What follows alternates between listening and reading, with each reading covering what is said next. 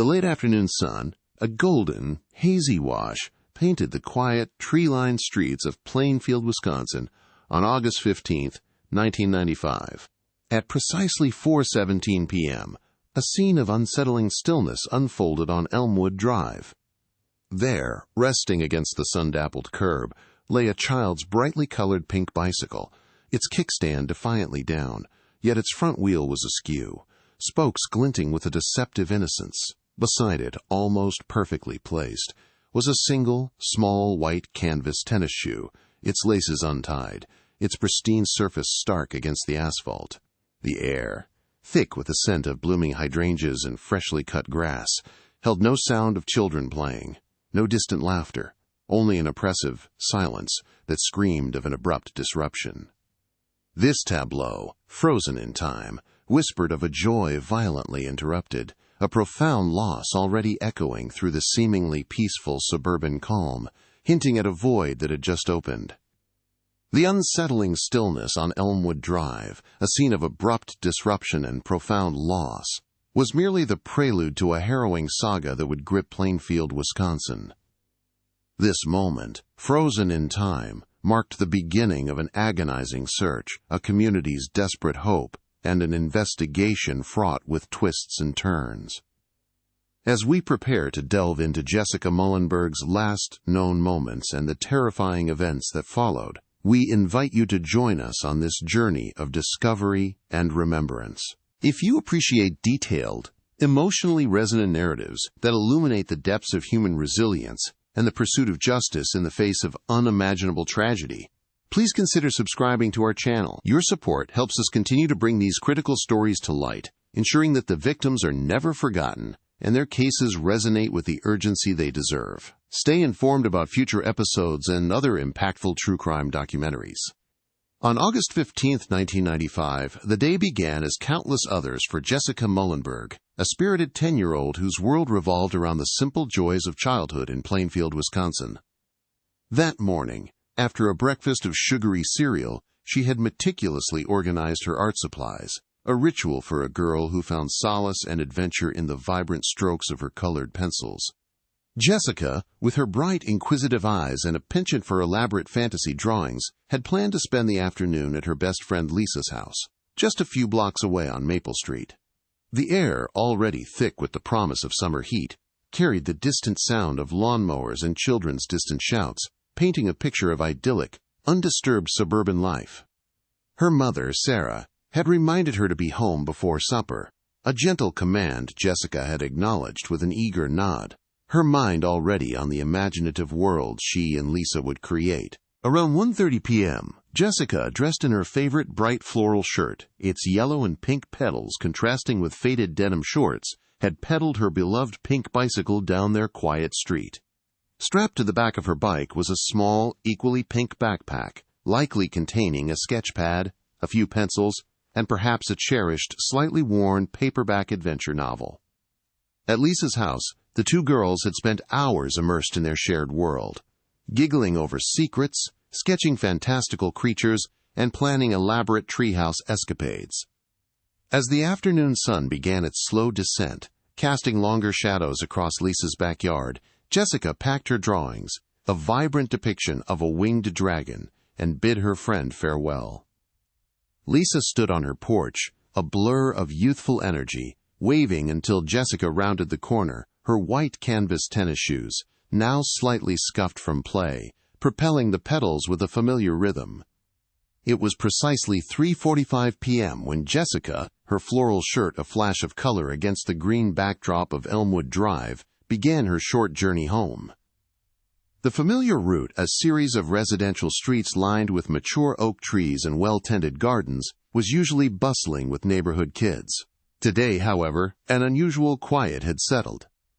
Mrs. Henderson, meticulously pruning her prize-winning hydrangeas near the corner of Willow Lane, distinctly remembered seeing Jessyca. Moments later, she noticed a dark sedan, its windows tinted, slowly following the girl.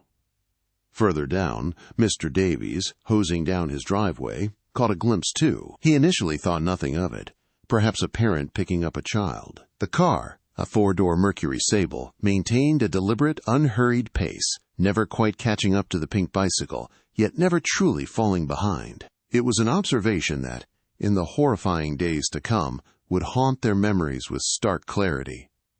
The dark sedan, later identified as belonging to Mr. Peterson, Jessica's own fifth-grade teacher, continued its unsettling pursuit. For a brief, fleeting moment, Jessica might have glanced back, perhaps recognizing the car, perhaps even offering a small, innocent wave to her respected educator. Or perhaps she remained blissfully unaware, her focus solely on the familiar comfort of her home, just a few more blocks away. The sun, warm on her skin, highlighted the golden spokes of her bicycle as she pedaled, her small figure a beacon of childhood innocence against the mundane backdrop of suburban life. This seemingly innocuous interaction, witnessed by unsuspecting neighbors, was not an innocent encounter at all. It was the chilling, final glimpse of Jessyca Mullenberg's freedom, the last moment before her vibrant existence was violently interrupted, leaving behind only an abandoned bicycle and a single, untied white tennis shoe as silent, heartbreaking witnesses to an unimaginable crime. As the sun dipped below the horizon on August 15, 1995, casting long, skeletal shadows across Plainfield, Sarah Mullenberg's unease solidified into a cold, hard dread. Jessica, always punctual, was not home for supper. The initial calls to neighbors, then friends, yielded only polite confusion, a growing chorus of, "Haven't seen her." At 6:32 p.m., a frantic call was placed to the Plainfield Sheriff's Department. Deputy Miller, a young officer still learning the rhythms of the quiet town, took the report, initially categorizing it as a possible runaway, a common, if heartbreaking, occurrence. However, the discovery of the abandoned pink bicycle and the single white canvas tennis shoe on Elmwood Drive, reported by a passing jogger at 7:01 p.m., instantly shattered any pretense of normalcy. The scene, bathed in the fading light, presented an undeniable tableau of sudden, violent interruption, transforming a mother's worry into a community's dawning horror. Neighbors, alerted by the flashing lights of the first patrol car, gathered in hushed groups, their faces etched with a fear that this peaceful town had never known. The Plainfield Sheriff's Department, a small unit accustomed to petty theft and rural disputes, was immediately overwhelmed.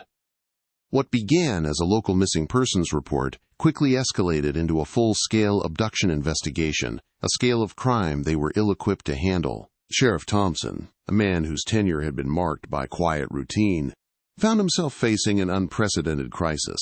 Within minutes of the bicycle's discovery, the small department's 2 patrol cars and a single unmarked vehicle converged on Elmwood Drive, their red and blue lights painting stark, flickering patterns across the hydrangeas and manicured lawns.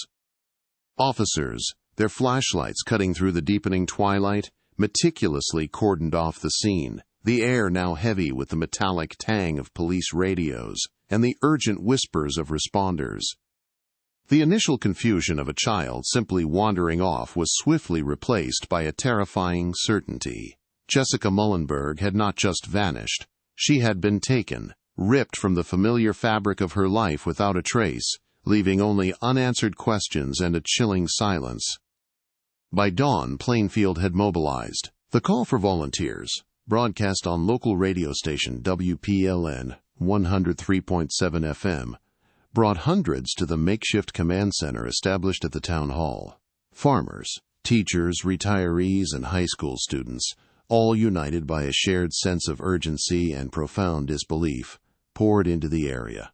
Dressed in everything from worn denim to bright fluorescent vests, they fanned out across the challenging rural terrain surrounding the town.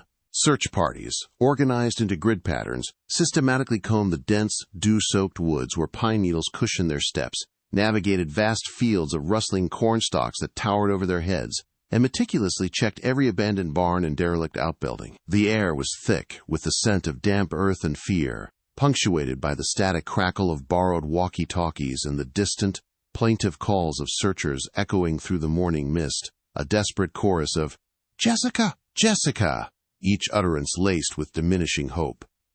Initial efforts were immediately hampered by a confluence of communication failures. and the department's limited resources. The conflicting witness accounts, though numerous, lacked crucial detail. Mrs. Henderson's fleeting glimpse of the dark sedan, Mr. Davies' casual observation, and other vague reports were not immediately connected or prioritized. The small police force, without sophisticated forensic tools readily available, struggled to process the scene quickly and thoroughly.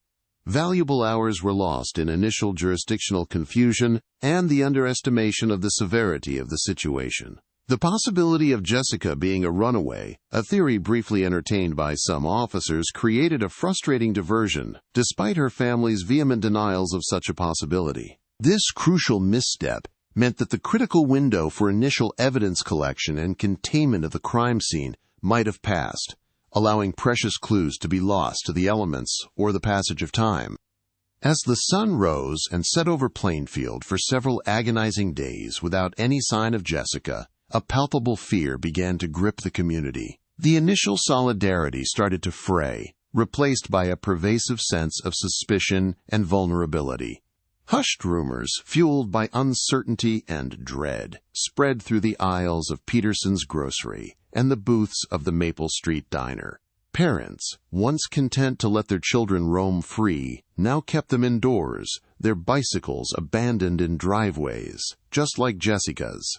The once bustling playground stood eerily empty, swings swaying idly in the breeze like mournful pendulums. Every unfamiliar car, every solitary figure, became a source of intense scrutiny. The innocence that had defined Plainfield was irrevocably shattered, replaced by a chilling awareness that evil could lurk anywhere, even in the most familiar, trusted corners of their quiet, rural world, leaving a deep, unshakable scar on the collective psyche. Weeks bled into an unbearable month, and the relentless, frustrated searches yielded nothing but exhaustion and despair. The cornfields had been trampled, the woods meticulously combed, and every abandoned structure investigated, yet Jessyca remained a ghost. Volunteers, once brimming with determined hope, now moved with heavy shoulders, their initial fervor replaced by a quiet resignation. The emotional toll on the Mullenberg family was devastating. Sarah Mullenberg's public appeals, her voice raw with grief, clutching a cherished school photo of Jessyca, a smiling girl with bright, inquisitive eyes, became a haunting image etched into the national consciousness.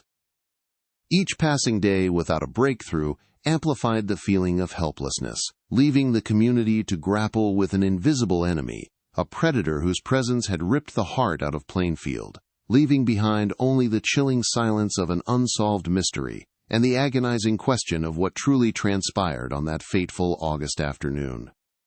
Days bled into agonizing weeks, and the initial frantic energy of the search began to wane, replaced by a grim, persistent resolve.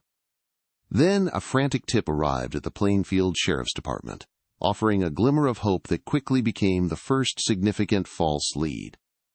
A truck driver, stopping for coffee at a roadside diner 60 miles west of Plainfield, reported seeing a man matching the description of a known drifter with a history of petty theft and vagrancy, hitchhiking just outside town on the afternoon of August 15th. This man, notorious for his transient lifestyle and often seen around rural Wisconsin, had a distinctive scar above his left eye and wore a faded denim jacket, details that seized the attention of the weary investigators. The tip, though vague, was enough to ignite a desperate multi-state chase, diverting critical resources and manpower. For 3 intense days, a small team of Plainfield deputies augmented by state patrol units pursued every possible avenue, tracking the drifter's rumored movements across state lines, from isolated truck stops in northern Illinois to transient camps along the Mississippi River. They followed leads based on sightings from gas station attendants and motel clerks, each call fueling a renewed, albeit fragile, hope. Finally, the man, identified as Silas Dusty Miller, was located sleeping in an abandoned car in Dubuque, Iowa. Interrogated for hours, Miller, though uncooperative, had a verifiable, albeit unsavory, alibi. He had been in a jail cell for public intoxication in a neighboring county during the crucial hours of Jessyca's disappearance. The lead, which had consumed precious time and resources, dissolved into nothing, leaving investigators deflated and the community even more desperate. The tantalizing whisper of a solution replaced by a hollow echo of failure. As the case stagnated, another, far more painful and frustrating lead emerged, born from the innocent, yet tragically misinterpreted, words of a child. During a follow-up interview with Jessica's best friend Lisa, the young girl hesitantly recalled a conversation where Jessyca had once mused about running away for an adventure, a fantastical notion often shared between imaginative children. While Jessica's family vehemently dismissed this as pure childhood fantasy, utterly uncharacteristic of their grounded, home-loving daughter, authorities felt compelled to explore every remote possibility. This theory, despite its fragility, diverted attention from the abduction scenario, leading officers to check bus terminals in distant cities and distribute flyers to youth shelters, chasing a ghost of a possibility that Jessyca had willingly left. The runaway theory, a cruel distraction, lasted nearly a week before it too was definitively abandoned, leaving behind a trail of wasted effort and amplified heartache. No evidence, no sightings, and certainly no indication from Jessica's character supported the notion of her leaving voluntarily. The Mullenberg family, already adrift in a sea of grief, found this particular false lead especially infuriating, as it implicitly questioned their daughter's nature and their own understanding of her. The cumulative effect of these dead ends, the drifter, the runaway theory, and countless other minor fleeting tips that led nowhere, began to wear down the resolve of Plainfield. Hope, once a flickering flame, now struggled against a relentless wind of despair, leaving behind a community physically and emotionally exhausted, grappling with the chilling realization that Jessica's abductor remained a phantom, hidden in plain sight, mocking their collective efforts. Months had passed since Jessyca Mullenberg's disappearance, and the initial frantic energy of the search had long since dissipated, leaving behind a cold, desolate silence. The case, once front-page news, had receded into the grim, unsolved files, a haunting shadow over Plainfield. With no new leads and morale plummeting, the county sheriff's office made a pivotal decision. Detective Marcus Ramirez, a seasoned investigator known for his methodical approach and unwavering persistence, was brought in to re-examine every shred of evidence, every report, every dead-end lead. His task was monumental, an archaeological dig through layers of despair and frustration, sifting through hundreds of pages of interviews, forensic reports, and witness statements that had, to date, offered no tangible path forward. The weight of the community's shattered hope rested heavily on his shoulders, a silent plea for a breakthrough where all others had failed. Ramirez began by revisiting the vast collection of trace evidence gathered from the secluded fishing spot along the Fox River, an area Jessyca was known to frequent, and ominously, a location where her bicycle had been found. Among countless environmental samples, soil, pollen, leaves, a handful of microscopic fibers, initially dismissed as insignificant and common, caught his meticulous eye. Using newly available, more advanced forensic techniques, these minute strands, barely visible to the naked eye, were meticulously reevaluated. The lab, a sterile environment humming with specialized equipment, spent days isolating and analyzing the fibers, unique composition, color, and weave patterns. This painstaking process, a testament to renewed scientific rigor, slowly began to reveal a startling specificity that had been overlooked in the initial, overwhelmed investigation, injecting a fragile but undeniable pulse of life back into the dormant inquiry. Concurrently, a parallel investigation into digital records, a relatively nascent field in 1995, yielded another critical piece of the puzzle. While Jessica's phone records were minimal, the task force had also begun to analyze the phone activities of individuals connected to her last known movements.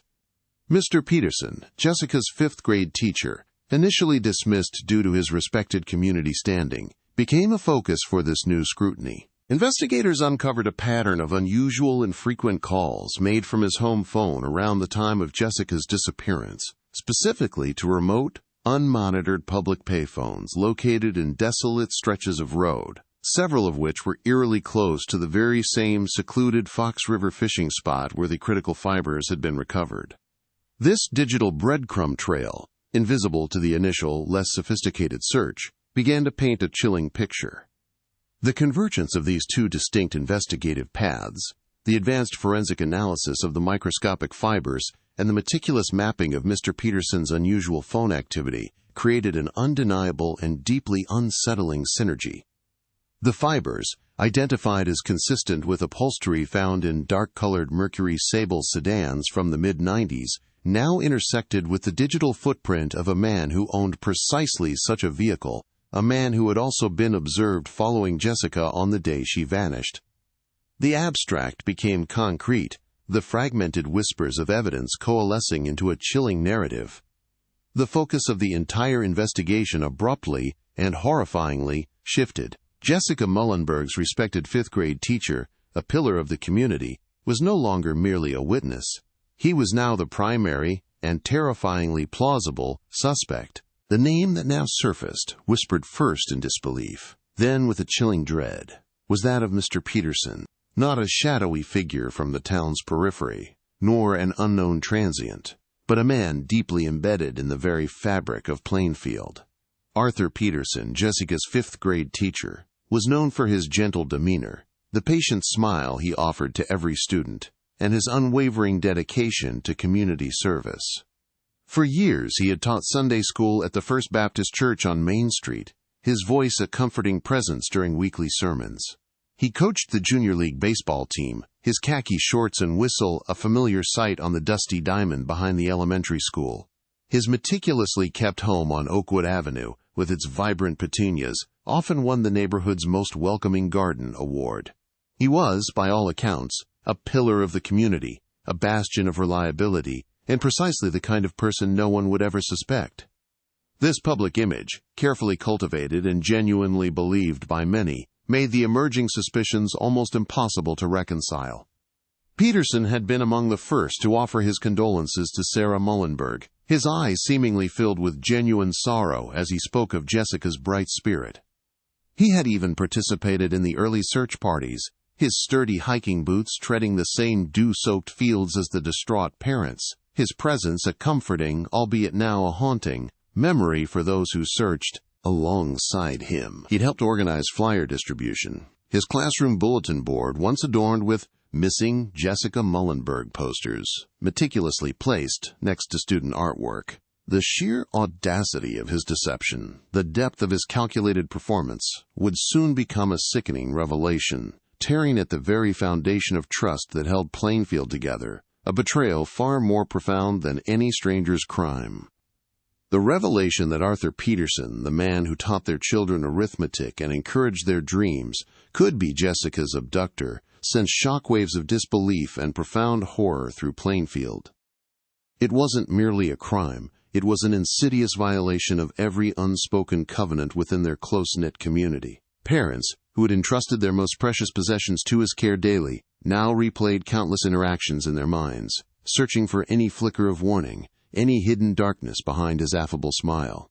The town's collective sense of safety, already eroded by Jessyca's disappearance, completely shattered. The innocence that defined Plainfield was not just lost, it was actively, coldly, and deliberately stolen by someone they had welcomed into their homes, their schools, and their hearts, leaving an indelible scar of suspicion where trust once flourished. This moral twist was the most unsettling aspect of the entire tragedy. It wasn't a monster lurking in the shadows, but a wolf in sheep's clothing, a predator cloaked in the guise of a respected educator, a benevolent figure who had actively participated in the anguish he had caused. The fibers from his Mercury Sable, the chilling pattern of his phone calls to desolate locations, all pointed to a man whose public persona was a meticulously constructed lie. Plainfield was forced to confront the terrifying truth that evil wasn't a distant threat, but something capable of nesting in the most trusted corners of their lives. Jessyca's abduction became a devastating lesson. The greatest dangers often hide in plain sight, camouflaged by familiarity and respectability, forever altering how they would view their neighbors, their institutions, and the very concept of community safety. Under the cloak of a crisp October evening, Detective Marcus Ramirez orchestrated the final, meticulous surveillance operation from a discreet, unmarked van parked 2 blocks from Arthur Peterson's Oakwood Avenue residence. For days, Peterson's every movement had been catalogued: his routine drive to school in his dark Mercury Sable, his quiet evenings spent gardening, the mundane rhythms of a life that outwardly projected unimpeachable normalcy. At precisely 8:47 p.m., as Peterson retrieved his mail from a tarnished brass mailbox, 2 plainclothes officers approached him. His meticulously pressed khaki pants and sweater vest, typical of his understated attire, offered no hint of the storm about to break. The arrest was swift, devoid of struggle, yet imbued with an almost unbearable tension, as the seemingly ordinary act of receiving a letter became the precipice of his carefully constructed deception. Simultaneously, a warranted search of his home and vehicle commenced, forensic teams in sterile gloves meticulously collecting every potential fragment of truth, from floor mats to personal effects, each item a silent witness. Confronted on his own porch, Arthur Peterson initially exhibited a remarkable, almost unsettling composure. His eyes, usually crinkling with a gentle smile, remained impassive, a veil drawn over any discernible emotion. He listened to the charges, his posture straight, his hands clasped loosely in front of him, betraying no visible shock or surprise. Later, within the stark, fluorescent-lit interrogation room at the Plainfield Sheriff's Department, the air thick with the scent of stale coffee and unspoken accusations, Peterson maintained his denial. For hours, he calmly refuted every question, every piece of circumstantial evidence presented, his voice even, his narrative consistent with the innocent, respected teacher he presented himself to be. He meticulously recounted his alibi for August 15th, a fabricated tale of grading papers and solitary errands, delivered with a chilling conviction that initially threatened to undermine the investigators' resolve. The turning point arrived with the systematic dismantling of his carefully constructed alibi, spearheaded by Detective Ramirez's unwavering gaze and the irrefutable weight of scientific truth. When confronted with the meticulously reanalyzed microscopic fibers, consistent with his Mercury Sable's upholstery, found at the secluded Fox River fishing spot, Peterson's composure began to fray, a subtle tremor in his hands the only outward sign. Then, the damning pattern of his phone records, mapping his unusual calls to desolate payphones near that very location, was laid bare. Faced with the inescapable, he finally broke. His confession, delivered in a low, almost monotone voice around 3:15 a.m., was not an outburst of remorse, but a chillingly detached account of Jessyca Mullenberg's final moments, detailing her abduction and tragic fate with a disturbing precision that left even seasoned investigators profoundly shaken, revealing the calculated predator hidden beneath the benevolent teacher's mask. The grim, painful closure brought by Arthur Peterson's confession offered no true solace for the Mullenberg family. Only an enduring, cavernous void remained. Jessica's younger siblings grappled with a profound, pervasive distrust, their childhood innocence permanently scarred by the unimaginable violation. Plainfield itself was irrevocably fractured, its once unshakable sense of security replaced by a collective trauma that echoed through empty playgrounds and hushed conversations. Memorials, a small park bench beneath a weeping willow and a newly planted oak sapling, now stood as silent, poignant testaments, not only to Jessica's vibrant life but also to the insidious nature of evil that can hide in plain sight. This tragedy became a stark, universal reflection on the profound fragility of childhood, the ever-present threat of hidden dangers, and the relentless, agonizing necessity of justice in a world where trust can be so brutally betrayed.